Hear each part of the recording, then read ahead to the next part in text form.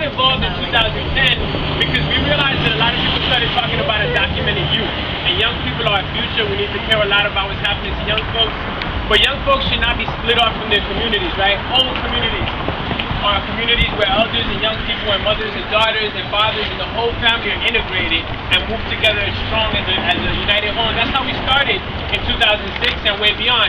So we wanted to bring that back at 67 Sueños by building up the leadership of young folks to speak for themselves, but specifically young folks that are being left out of all these conversations.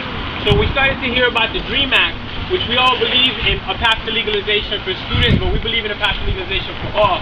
But a lot of times when we heard DREAM Act, we also heard, oh, there were good immigrants and there are bad immigrants. You know, there are immigrants who are working really hard at school and they deserve a path to legalization, and everybody else we don't want to talk about. So we didn't believe in that. We believe there are folks that got opportunities and folks that didn't. We believe folks that got scaffolded and supported and folks that didn't. And what we want to do is give a voice to all young folks to speak for themselves and for their families. Right now we're in Deep East Oakland, right? We've talked about how it's a food desert. We've talked about how the public school systems are really failing our youth out here. They're dropout factories. They don't teach them the things that they need to do to uplift their community. They teach them how to be hard workers. They teach them how to fill our prisons. They teach them how to bang on each other and not on the system, right? So what we tried to do is take these same young people and create a space that's safe and that's healing. And so far we've talked about physical healing a lot, right? What kind of food we put in our systems, what kind of food we grow, where do we go to get that food. But another kind of healing is spiritual healing, like the sister spoke about before, right? And our folks had ways to do that. We came together in circles and we heard each other's pain.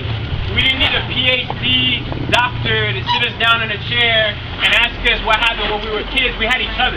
We had a supportive circle that can listen to our stories, vibe off them, share them because they're from our community, and in that process we could heal. So at 67 Sueños, when we got started, we tried to bring that back. So every Tuesday when our youth gather, the first thing they do is they talk to each other and they share their stories and what's weighing on them, what's heavy this week, this year, this month. And so we wanted to bring that to this space just to let y'all know how the young people are reclaiming these healing circles, right? So I'll just let Maria introduce why we bring Medicina into it. So every Tuesday, our group has a copal ceremony, or we usually have sage, so today we have sage. We usually talk about the problems, like he said, any stories, or migrant stories, or anything that's going on. I had the chance to share it already. It was a great experience. I trust everybody in my group. It's just like it's just something wonderful. It's just like you have everybody's support, and they're there for you. So I'm a beginner, so I know there's elders here. If you guys wanna add something to what I say, I'm not really. I know, but I'm not an expert like you guys. So if you guys wanna add something, just go ahead. I know that women usually do copal and sage because they're more connected to Mother Earth. They bring life to this earth. This is an herb we use to take away the positive energy, take away the negative energy and bring in the positive. That's how we usually do them. We use it in one of our events too, that we had at La Peña. It hasn't been around for 100, but 1,000 years.